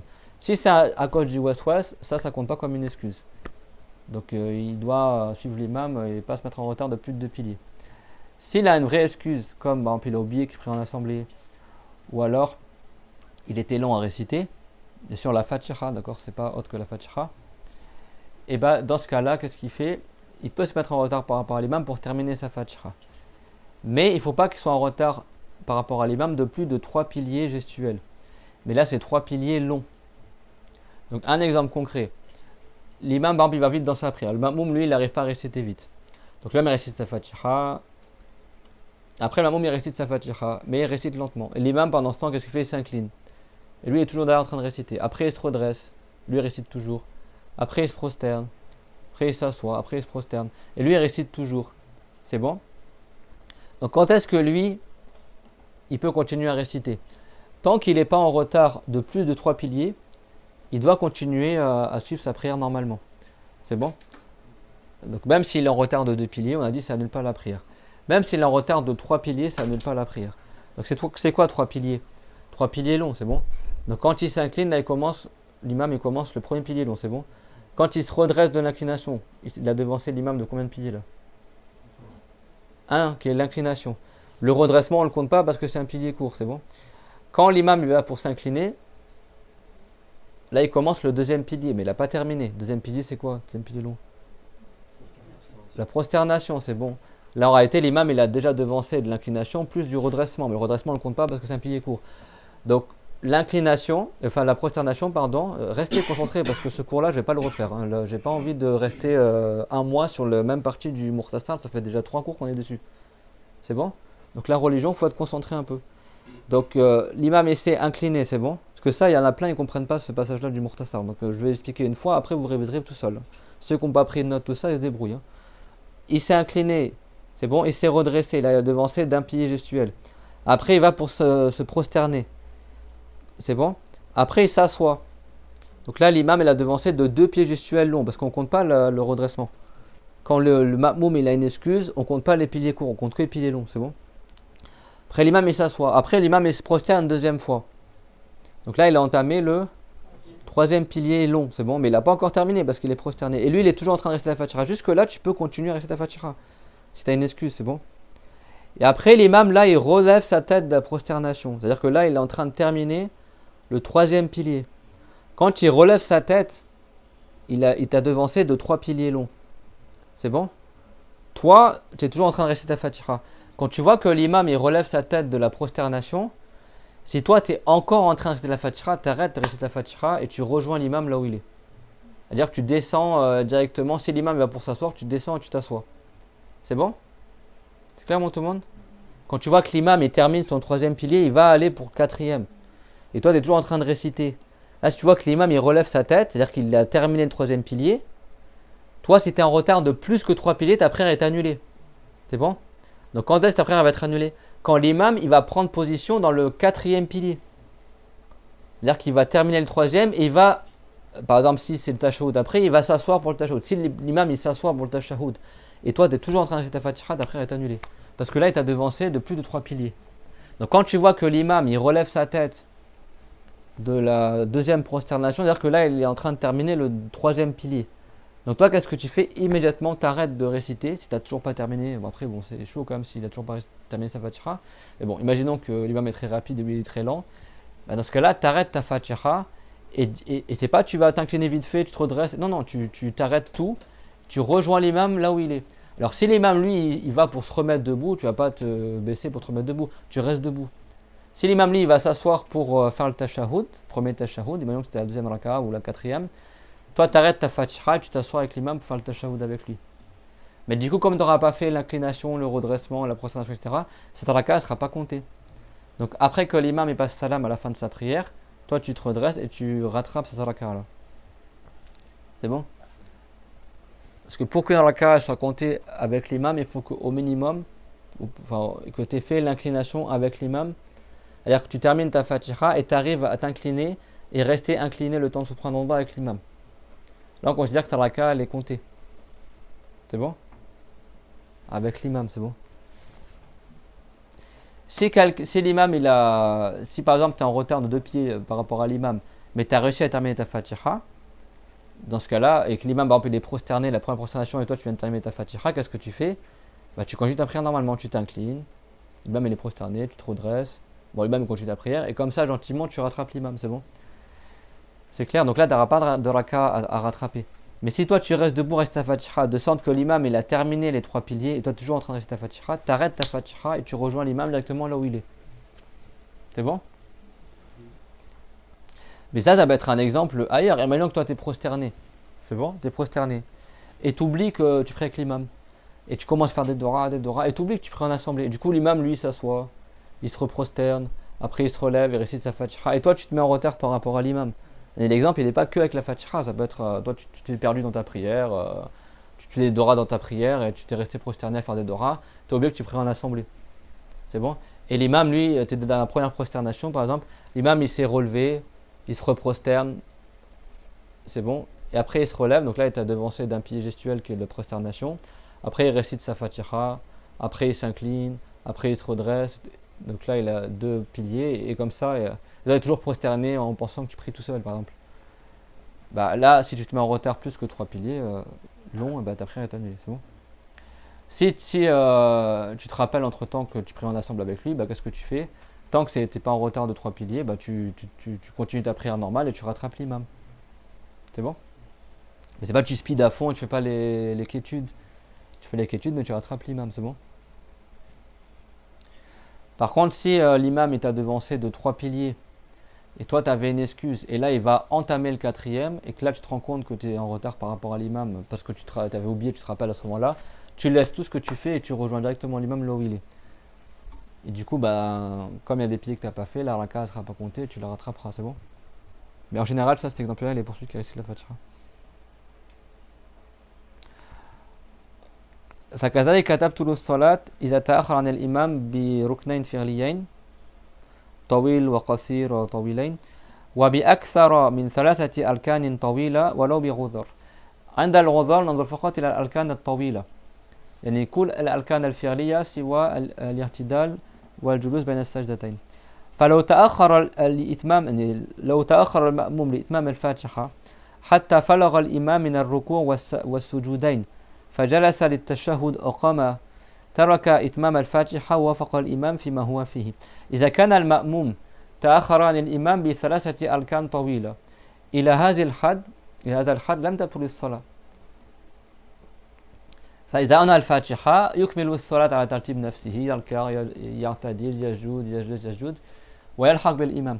أما إذا كان هو لم ينهى الفاتحة والإمام أتم الركن الثالث بدأ بالرفع من السجدة الثانية، فهنا المأموم ماذا يفعل؟ يترك ترتيب نفسه، يترك الفاتحة ولو لم يتمها ويلحق فورا بالإمام. إذا كان الإمام ينهض إلى القيام فذاك يبقى قائما وينوي أنه الآن يكون في الركعة الثانية مع الإمام مثلا. وإذا كان الإمام يجلس للتشهد الأول أو الأخير فذاك المأموم الذي لم يتم قراءة الفاتحة ماذا يفعل؟ يترك قراءة الفاتحة ويلحق الإمام بالجلوس ويلزمه بعد ذلك. Enlève ton pied du livre s'il te plaît. Mettre un pied sur un livre de religion c'est de la mécrance. Je sais que tu fais pas exprès mais bon, faites attention. Déjà c'est pas bien de mettre un livre par terre. Si vous le mettez par terre, mettez pas l'endroit où les gens ils vont passer. Et s'il est par terre, ne le mettez pas juste à côté des pieds. Parce que moi je donne le cours, je vois les pieds comme ça qui se baladent à côté du livre de religion, tout comme ça. Déjà, enjamber un livre de religion c'est haram. Enjamber le Coran c'est de la mécrance. D'accord? Donc faites attention. On ne pose pas les téléphones sur un livre de religion, on ne pose pas des stylos sur un livre de religion, on ne met pas un livre de religion sur son sexe, on ne met pas le livre de religion sur les pieds, on ne met pas les pieds sur un livre de religion, on ne s'assoit pas sur un livre de... Il y a plein de trucs que je dis, vous ne faites pas, alhamdoulilah, mais je fais le rappel. Parce que des fois, il faut faire attention, quoi. C'est un livre de religion, c'est marqué Allah dedans, le prophète, la prière, les anges, le paradis, etc. Enfin, c'est de la religion. Si quelqu'un il rabaisse un livre de religion, mais il sort de l'islam. Donc, je sais que vous ne faites pas ça ici, mais je fais quand même le rappel. Parce que des fois, je vois, quand on fait les cours, des fois, entre ceux qui mettent leur livre sur leur sexe et ceux qui, ou sur leurs pieds, ou je sais pas quoi, etc. Dans certains pays, quand ils récitent le Coran, ils mettent le livre sur leurs pieds, billah. Ils mettent leurs pieds comme ça, ils mettent le Coran dessus. Ça, c'est de la mécrance.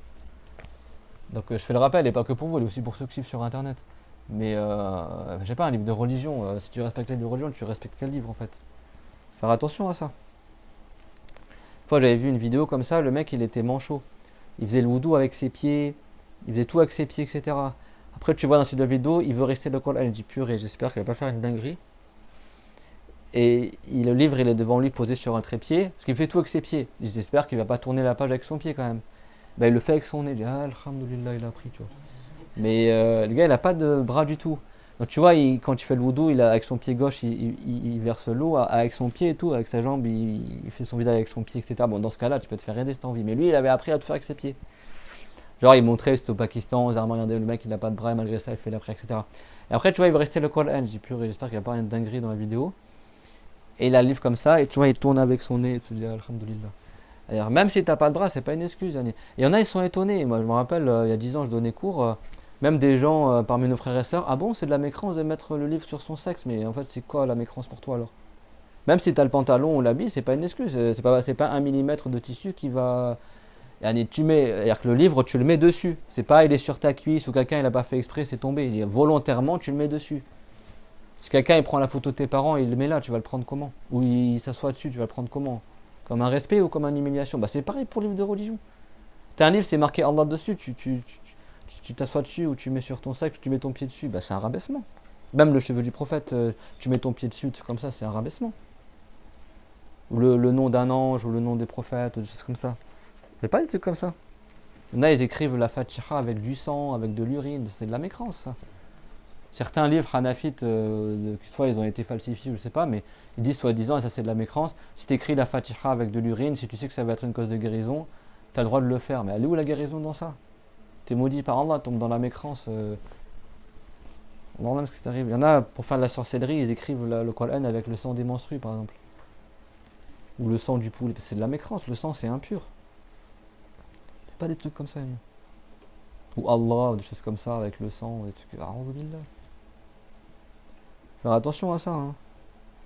C'est comme là, quand on était au Hajj, il y en a, qu'est-ce qu'ils font, et je sais pas comment ils réfléchissent, sur le mont des archers à Uhud, sur le Jabal al-Rahma, la montagne à Arafat, etc. Ils mettent par exemple leur nom, Abdullah, Abdul-Rahman, ils écrivent sur les rochers, mais les gens ils montent sur les rochers, ils vont marcher sur ton nom. Ils vont marcher sur le nom Abdul-Rahman, ils vont marcher sur. Et alhamdoulilah, quand j'étais au Hajj, j'ai vu que les Saoudiens ils avaient effacé tous les. Parce que moi je suis monté sur la montagne d'Arafat, ils avaient enlevé et ils ont même mis des pancartes, ne pas écrire vos noms, etc. Tu vois. Mais les gens ils arment pour le souvenir, ils vont avec le marqueur, et puis mais. On fait pas des trucs comme ça. Pareil aussi, ceux qui sont arabes, tu dois faire une analyse d'urine ou un truc comme ça, tu marques pas ton nom Abdullah en arabe sur la fiole où tu vas uriner dedans par exemple, ou sur l'analyse de sang, un truc comme ça. Faire attention à ça. C'est bon? Faire attention à ça.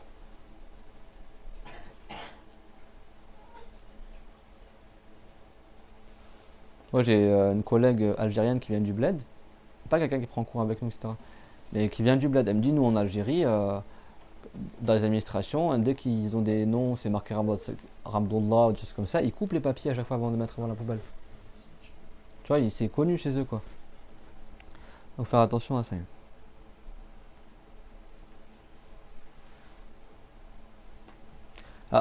أذكر لكم حكم يعني قد تنتفعون به.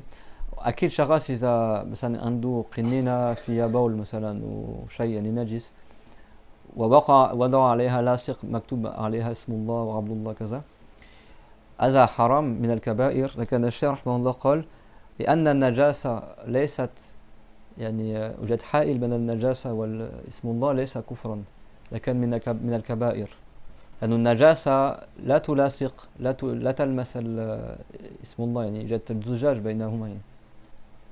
لأنه كثير من إخواننا يقولون هذا كفر يعني. الشيخ قال يعني الاحتمال أن تقول هو كفر، لكنه الشيخ فصل قال لأن بينهما حائل ليس كفرا لكن من الكبائر. الكفار يكون النجاسة تلمس الاسم. مفهوم؟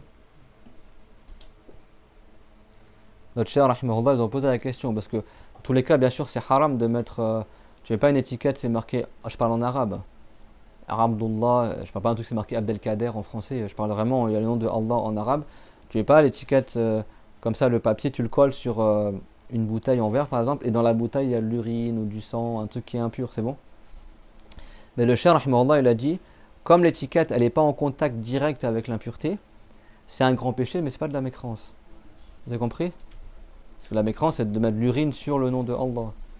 Là tu as l'urine dans un récipient et après l'étiquette elle est collée sur le récipient, mais elle n'est pas en contact avec la najasa. Vous avez compris?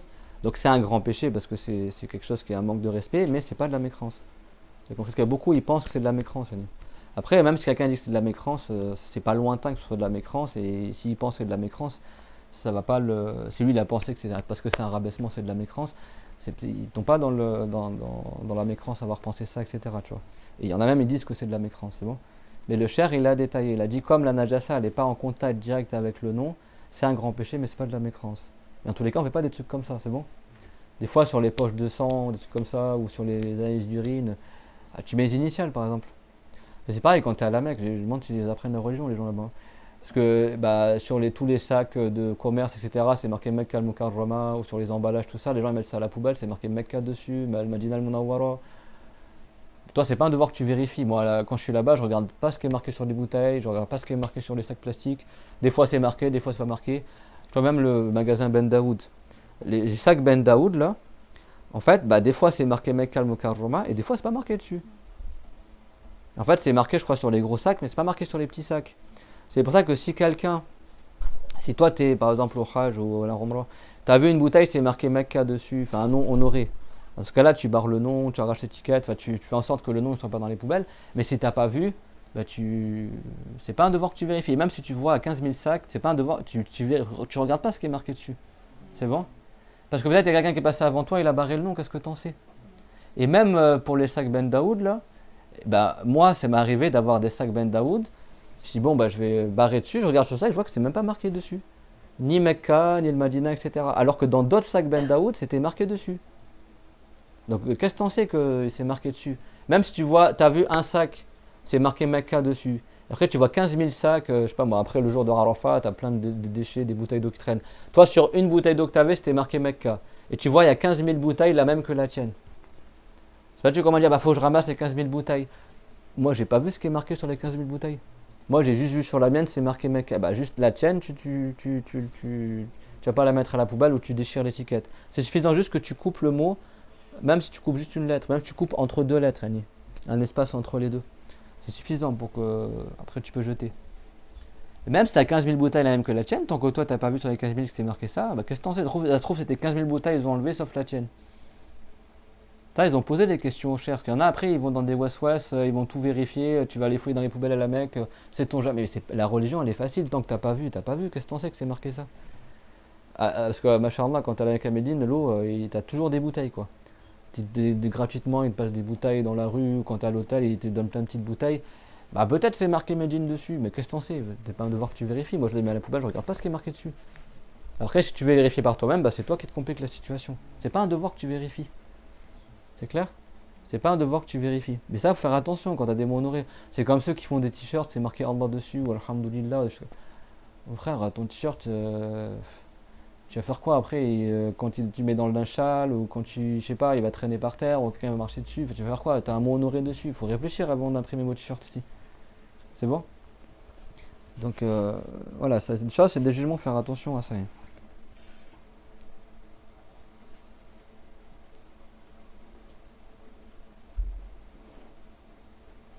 C'est quel est ce qui est marqué dans le livre là, l'exemple que c'était pour un retard de 3 pieds gestuels.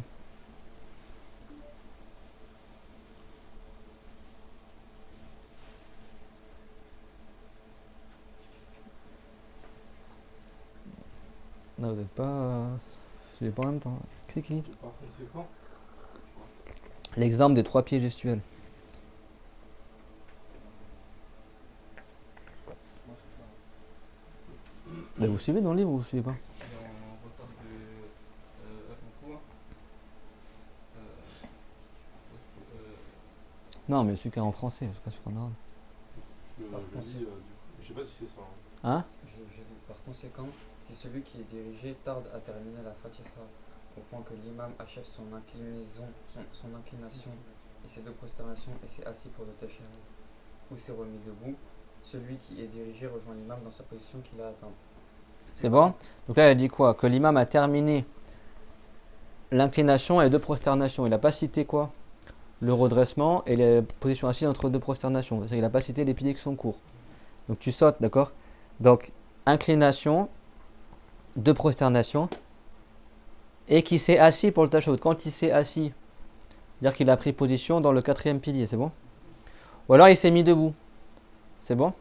Donc là, pareil, il a mis position dans le 4e pilier d'après. Toi, c'est pas t'attends qu'il soit debout ou assis. C'est-à-dire que si tu vois qu'il se redresse pour se mettre debout ou pour s'asseoir, là tu arrêtes de réciter et tu rejoins l'imam là où il est si tu n'as toujours pas terminé de réciter, c'est bon? Si tu termines à ce moment-là, il n'a pas encore pris place dans le quatrième pilier, c'est bon. Tu termines la Fatiha avant cela. Même s'il a fait 3 piliers, toi tu continues, tu t'inclines, tu te redresses, tu te prosternes, tu t'assois, tu te prosternes, tu rejoins l'imam, tu le rejoins, c'est bon. Par contre, si tu vois que lui, il va prendre place dans le quatrième pilier et que tu n'as toujours pas terminé, tu arrêtes ce que tu fais et tu rejoins l'imam. Et si l'imam, lui, il a pris place dans le quatrième et tu n'as toujours pas arrêté ta Fatiha, tu continues malgré ça, alors qu'il a pris place dans le quatrième, ta prière est annulée.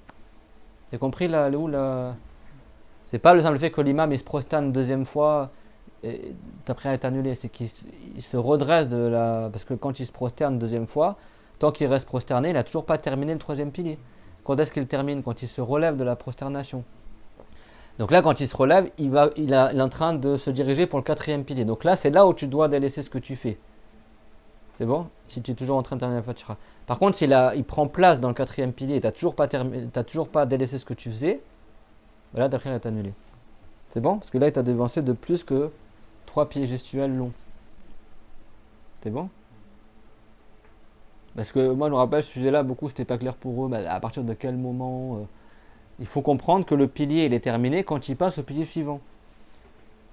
Donc, quand il lève sa tête du sol, là, il termine la prosternation. C'est bon, mais il n'est pas encore rentré dans le quatrième pilier. Mais il a terminé le troisième. Par contre, quand il est assis ou quand il est entièrement debout, là, il a commencé le quatrième pilier. Donc là, il a devancé de plus que 3 piliers gestuels. Donc là, s'il prend place dans le quatrième pilier, le pilier d'après, Yanni, c'est-à-dire qu'il se remet debout ou il est assis, et que toi, tu es toujours debout en train de réciter ta Fatiha, ta prière est annulée. C'est bon? Alors, s'il va pour être debout et toi, tu es déjà debout pour réciter ta Fatiha, bah, tu n'as rien à faire, tu restes debout. C'est bon? Mais dans ton cœur, ton intention, c'est que tu fais la nouvelle raka avec l'imam. C'est pas ton intention que tu continues ta première raka. Et du coup, ta raka, elle n'est pas comptée parce que tu n'as rien fait avec l'imam. C'est bon? C'est clair ce que je dis ou pas? Ou je répète? Dans ce cas-là, ta Fatiha, tu la termines ou... Bah non. Si tu continues ta Fatiha, ta prière est annulée. Même si l'imam, il va pour revenir debout et toi, tu es déjà debout. Si toi, tu continues ta Fatiha, c'est-à-dire que pour toi, tu persistes à vouloir faire ta première raka. Bah ta prière est annulée. Non, mais dans l'intention que tu te suis dans la nouvelle. Et comment tu le suis en ayant commencé ta Fatiha avant? Tu ne peux pas le suivre et comment tu le suis avec quelque chose que tu as fait avant lui? Non, c'est-à-dire que tu n'as pas compris.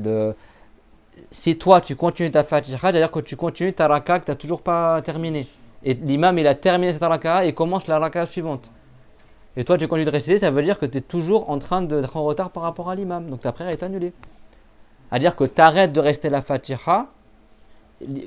Si l'imam tu vois qu'il va pour se relever, tu arrêtes ta Fatiha, mais tu n'as pas de baisser et te relever. Donc tu restes debout, tu arrêtes ta Fatiha et l'imam et tu recommences une nouvelle Fatiha avec l'imam. Et cette raka là, elle compte pas. Si toi tu continues ta Fatiha, ça veut dire que tu considères que tu es toujours en train de compléter tu es en retard de 4 pieds là maintenant après par rapport à l'imam. Ta prière est annulée. C'est obligatoire que tu arrêtes ta Fatiha. Tu arrêtes ta Fatiha, mais tu restes debout parce que l'imam il va revenir debout.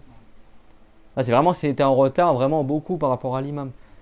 De point que l'imam il s'est incliné, relevé, prosterné, assis, prosterné, et toi tu es toujours lent à rester ta Fatiha. Alors soit il va à 100 à l'heure, soit toi tu es vraiment très très lent. Ou alors les deux combinés, ça fait que tu es super en retard. Ben, dans ce cas-là, quand l'imam il relève sa tête de la dernière prosternation, toi tu arrêtes de réciter et tu rejoins l'imam. Mais bon, si l'imam il va se lever, toi le temps que tu descendes, il sera déjà debout. Donc du coup tu restes debout.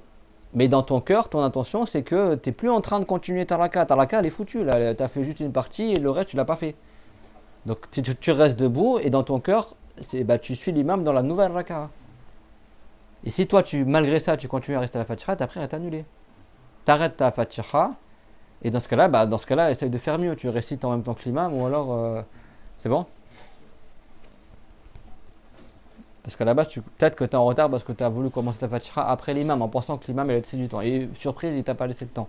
Donc tu es en retard. Pour le rakat d'après, tu commences à réciter ta Fatiha en même temps que l'imam. Et là, c'est pas déconseillé parce que tu as une excuse, parce que tu sais que si tu fais pas comme ça, tu vas pas terminer à temps. Si quelqu'un il est lent à rester la Fatiha, c'est une excuse pour qu'il récite la Fatiha en même temps que l'imam. Et dans ce cas-là, tu récites dans la portion que tu sais que tu auras besoin pour terminer la Fatiha avant que l'imam s'incline. Donc si tu dois réciter dès le début en même temps que l'imam, tu fais comme ça. Si tu dois réciter à partir de la moitié, tu récites à partir de la moitié. Là, c'est une excuse, c'est bon? Parce qu'à la base, c'est déconseillé que tu récites en même temps que l'imam. C'est bon? Mais surtout pas, tu continues à réciter alors que l'imam il s'est relevé. Dans ce cas-là, tu es en retard par rapport à l'imam. Parce que quand tu fais ça, ça veut dire que toi, tu considères que tu es toujours dans ta première raka. Donc l'imam, maintenant, il t'a devancé d'une raka complète. Alors que quand toi, tu mets l'intention de suivre l'imam dans la deuxième raka, ça veut dire que toi, tu considères que ta raka, tu n'as pas pu la faire en entier. Et maintenant, tu fais la raka suivante avec l'imam. Tu as compris? Parce que tu as arrêté ta fatiha. Mais du coup, cette raka-là que tu n'as pas faite en entier, tu devras la refaire après le salam de l'imam.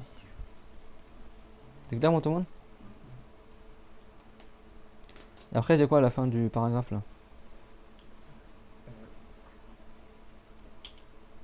Puis accomplira, Reprends le sujet là. puis accomplira une raka après le salam de son imam. Reprends juste un peu avant.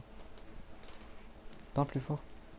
Celui qui est dirigé rejoint l'imam dans la position qu'il a atteinte, puis accomplira une raka après le salam de son imam. Ça, c'est avant que l'imam il soit dans la quatrième pilier. Tu rejoins l'imam, tu n'as pas terminé. Et après, comme tu n'as pas fait l'inclination, le redressement, etc., donc la raka, elle n'est pas comptée, tu devras la faire après le salam de l'imam. Tu rajoutes une raka. Alors, dans l'école de Shafiri, quand il te manque une raka comme ça, c'est que tu rajoutes une raka après le salam de l'imam. On ne considère pas que tu rattrapes ta raka. C'est-à-dire que si c'était la première raka, du coup, on considère que ta première raka, elle n'est pas complète. Et du coup, tu vas rajouter une raka après que l'imam ait terminé sa prière. C'est bon, donc c'est-à-dire que tu attends que l'imam il dise 2 fois assalamu alaikum. Alors tu peux te relever directement quand le salam, après le premier salam si tu veux, parce que c'est quand l'imam il fait le premier salam que la prière est terminée. Mais la sunna c'est que tu attends le deuxième salam. Donc il dit assalamu alaikum. Tu peux te redresser et faire ta raka en plus. Le mieux c'est que tu attends qu'il dise deuxième fois assalamu alaikum. Donc là tu te relèves. Quand tu te relèves, dans l'école de Shafiri, tu n'es pas en train de rattraper la raka, la première, tu es en train de rajouter une nouvelle raka pour compenser la première que tu n'as pas pu faire en entier. C'est bon? Dans l'école de Shafiri, alors c'est dans l'école de l'imam Malik, pardon, si tu as manqué la première raka, pour autre que les cas qu'on a cités là, eux ils considèrent que tu rattrapes la première raka. C'est-à-dire que dans l'école de l'imam Malik, et je crois que chez les Hanafites c'est pareil, il faudrait que je révise, mais dans l'école de l'imam Malik, tu considères que la raka que tu rajoutes après la fin de la prière de l'imam, c'est le rattrapage de la première. Donc du coup, tu vas réciter la Fatiha et la sourate. Comme c'était la première raka. Et je crois que chez les Hanafites, c'est pareil aussi. Dans l'école de Shafiri, non. La première, tu n'as pas pu la faire. Tu as fait la deuxième, la troisième, la quatrième. Du coup, comme tu n'as pas pu faire la première raka parce que tu étais en retard dans ta prière, par exemple, tu as fait la parole Allah Akbar et l'imam, il était incliné, par exemple. C'est bon? Et quand tu as dit Allah Akbar, il s'est redressé, tu n'as pas eu le temps de faire l'inclination avec lui. Donc du coup, tu fais ta prière normalement avec l'imam, mais tu n'as pas pu faire l'inclination avec lui. Cette raka, elle ne va pas compter la première. Tu vas rajouter une raka après le salam de l'imam. Ou alors, tu as une excuse, tu es mis en retard de 3 piliers, comme on a vu tout à l'heure, là, à l'instant. Pour une raison ou pour une autre, tu étais en retard, tu n'as pas pu valider cette raka en entier avec l'imam. Dans l'école de Shafiri, quand l'imam il passe le salam, toi tu passes pas le salam, bien sûr, parce qu'il te manque une raka. Tu te relèves et tu rajoutes une raka.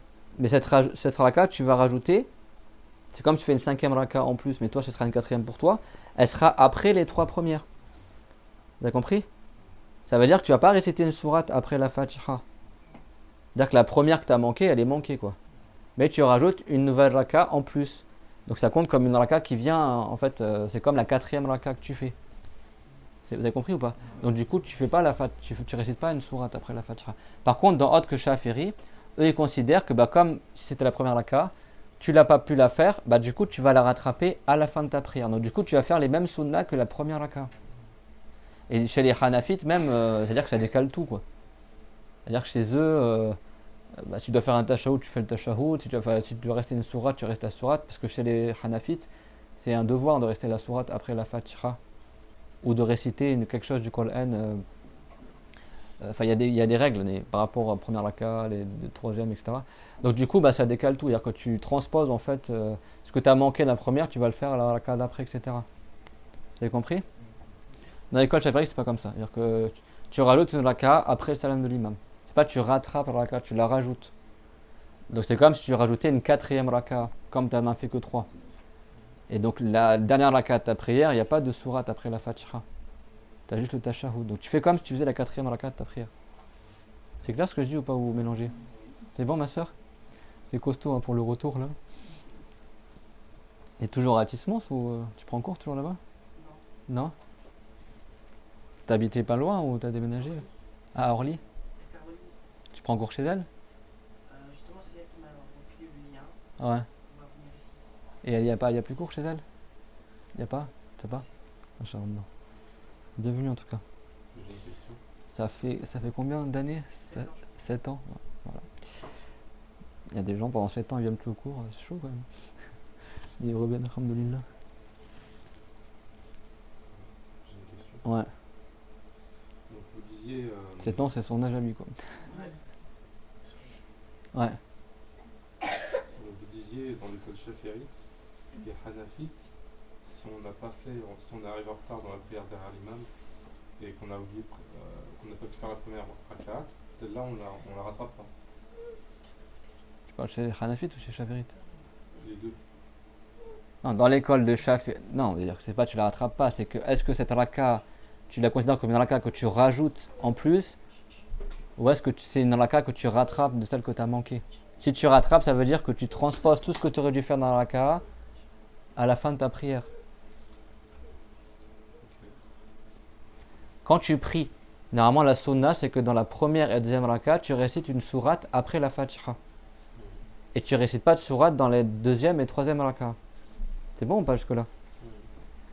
Donc si toi tu n'as pas pu faire la première raka entière parce que tu étais en retard par rapport à l'imam, donc tu n'as pas récité ta Fatiha et ta sourate, tu as juste t'as fait une demi-raka par exemple, après tu as fait les 3 d'autres raka avec l'imam. C'est bon? Donc il te reste une raka que tu n'as pas faite, c'est la première raka. C'est bon jusque-là ou pas? Dans l'école de Chaféry, la première raka, c'est foutu, tu l'as pas faite. Mais comme il faut que tu fasses 4 raka, tu vas rajouter une raka en plus. Tu la rajoutes en plus. C'est bon? Donc ça va compter comme étant la 4e raka, la dernière raka de ta prière. Or, dans la dernière raka de la prière, il n'y a pas de sunna de rester une sourate après la Fatiha. Tu fais comme la dernière raka de ta prière. C'est-à-dire tu fais la raka, et après tu fais dans les tashahoud, et après tu passes le salam. C'est bon ou pas? Donc ça, on appelle ça rajouter une raka. Dans d'autres écoles, comme chez les Malikites et comme chez les Hanafites, eux, ils considèrent que non. Comme tu as manqué la première raka, et bah cette première raka que tu aurais dû faire avec la Fatiha et une sourate après la Fatiha, je parle pour celui qui prie tout seul, par exemple, et bah tu vas la transposer telle qu'elle à la fin de ta prière. Tu vas faire comme si tu faisais ta première raka, mais à la fin de ta prière. Mais ça, c'est pas. Vous mélangez pas. Si vous faites comme c'est marqué dans le livre, c'est juste parce qu'il y en a, ils font selon Malik, ou c'est juste des fois des utilisés que je cite. Pour ceux qui prient selon Malik, ils savent qu'il y a des choses qui sont différentes. C'est clair? Vous, concentrez-vous sur ce qui est marqué dans le livre. Le but de ce cours-là, c'est juste que vous compreniez ce qui est marqué dans ce livre, c'est bon? Des fois, je rajoute des choses, ce n'est pas l'obligation d'apprendre par cœur tout ce que je rajoute. Tout ce que tu dois savoir, c'est tu comprends quand est-ce que tu es en retard, tu devances d'un pilier, 2 piliers, 3 piliers, c'est quoi l'excuse, c'est quoi un exemple concret, etc. C'est juste ça. Après, des fois, je cite des choses selon Malik, parce qu'il y a des gens parmi vous qui prient des fois selon Malik. Ben, ils savent que des fois, il y a des divergences. Si tu pries selon Malik, ben, c'est important que tu saches ça. Comme je peux vous dire, attention, chez les Malikites, c'est pas comme chez les Chaférites. C'est clair? Par exemple, on va le voir dans le chapitre, dans l'école de Chaféry, si quelqu'un il veut rattraper son sous-bord, il peut prier son sous-bord derrière quelqu'un qui prie le Dhuhr. Il fait ses 2 rakas du sous-bord et après il fait son salam et l'autre qui prie le Dhuhr, il termine son Dhuhr. Dans l'école de Chaféry, tu peux rattraper ton Dhuhr derrière quelqu'un qui prie le Asr. Tant que c'est des prières qui ont les mêmes gestes, tu peux faire n'importe quelle prière derrière l'autre. Après, il y a des cas où c'est déconseillé, mais ça reste valable. Ça, c'est dans l'école de Chaféry. Chez les Malikites, c'est pas du tout valable. Chez les Malikites, si tu n'as pas exactement la même prière que l'imam, tu ne peux pas prier en assemblée. C'est-à-dire si par exemple, toi, l'imam il fait le Dhuhr, et toi, tu n'as pas fait le sous-bord, et tu veux rattraper ton sous-bord, et tu pries ton sous-bord derrière l'imam qui fait le Dhuhr, dans l'école de l'imam Malik, ta prière, elle n'est pas valable. Parce que ce n'est pas la même prière. Chez les Malikites, même si quelqu'un, il a une prière de 4 rakas, et il veut la rattraper derrière un imam qui fait une prière de 4 rakas. Par exemple, lui, il veut rattraper le Dhuhr derrière un imam qui fait le Asr. C'est les mêmes prières visuellement, c'est le même nombre de rakas, les mêmes formes, etc. Ils font les mêmes gestes exactement pareils. Sauf que lui, il veut faire le Asr et l'autre, il veut faire le Dhuhr. Dans l'école de Chaféry, tu peux faire comme ça. C'est pas le mieux, mais c'est valable. Dans l'école de Malik, c'est pas valable, même si c'est les mêmes prières visuellement. Parce que lui, il veut faire un Asr et lui, il veut faire un Dhuhr. Comprenez? Chez les Malikites, même si toi, tu veux rattraper ton Dhuhr D'ailleurs, un imam qui fait le dhuhr, mais c'est pas le même dhuhr, c'est pas le même jour, ben, c'est pas valable non plus. Pourtant, c'est la même prière, le même temps de prière, mais toi, tu as un rattrapage et lui, c'est une prière obligatoire, c'est bon? Vous avez compris? Donc, c'est pour ça que des fois, il y a des choses, tu apprends dans une école, mais c'est pas le transpose tel quel dans l'autre école. C'est bon? Donc, c'est pour ça que des fois, je cite des choses. Quelqu'un est pris selon Abu Hanifa et il veut rattraper dans sa prière. Ben, il y a des choses à savoir que. Après, il y a plein de détails chez eux. C'est juste pour vous dire que ça existe, quoi. C'est pour te dire, vous compreniez c'est quoi? C'est que si tu es en retard, que tu n'as pas pu faire ta raka avec l'imam, quand l'imam il passe le salam, tu rajoutes une raka à la fin de ta prière. Et cette raka là, il faut bien savoir qu'est-ce que tu vas faire dedans. Tu dis ouais mais cette raka c'est pour remplacer la première. C'est pas parce qu'elle remplace la première que tu vas faire comme si tu priais la première raka. Non, la première raka elle est passée. Tu l'as pas faite, tu l'as pas faite. Donc tu rajoutes une raka à la fin de ta prière, une quatrième raka, mais cette quatrième raka elle va compter comme une quatrième raka. C'est-à-dire elle va être suivie par le tashahhud et tu vas pas faire dedans les mêmes sunnas que la première raka. La première raka tu l'as manquée, elle a disparu. Tu l'as pas faite, tu l'as pas faite. Donc tu n'as fait que 3 raka, mais tu as une excuse que tu es en retard par rapport à l'imam, etc. Donc tu n'as pas pu faire l'inclination avec l'imam, etc. Comme on a vu tout à l'heure l'exemple, tout ça. Bon, il y a 2 cas de figure. Le cas de figure où tu es rentré en prière avec l'imam de manière normale, c'est bon. Mais tu es en retard par rapport au fait que tu récites lentement ou tu as oublié que tu pries avec l'imam. Là, on a dit, même si tu es en retard de 2 piliers, etc., tu termines ce que tu as à faire, après tu rattrapes l'imam. Donc là, ta raka, tu vas la faire. Peut-être tu vas la faire en décalé avec l'imam, mais tu vas la faire en entier. Donc là, tu n'auras pas à rajouter ta raka. Mais tu seras juste en retard par rapport à l'imam. Ce retard-là, si tu as une excuse, tu peux le pousser jusqu'à 3 piliers longs, c'est bon.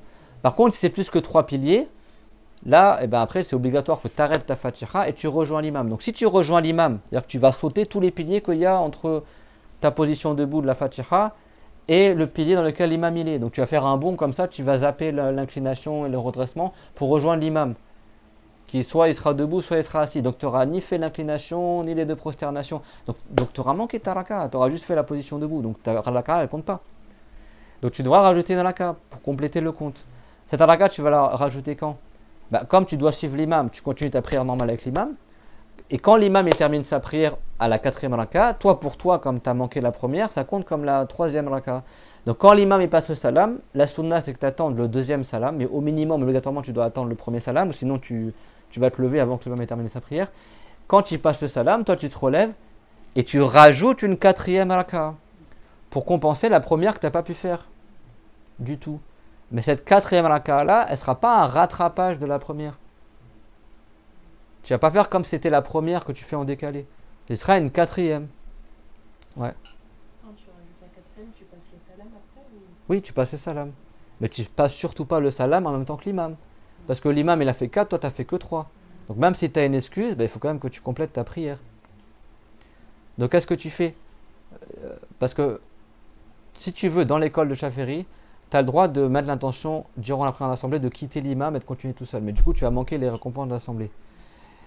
Et si tu mets l'intention de quitter l'imam, enfin si toi tu quittes l'imam mais sans vouloir quitter l'imam, du coup ça va faire des problèmes dans ta prière. Donc ce que tu fais, c'est que tu attends que l'imam passe le salam. Une fois qu'il a passé le salam, l'imam, sa prière est terminée. Donc tu n'es plus en prière en assemblée. Donc, dans ce cas-là, après tu te relèves et tu termines ta prière tout seul. C'est bon? Ça, c'est dans le cas où tu es en retard par rapport à l'imam.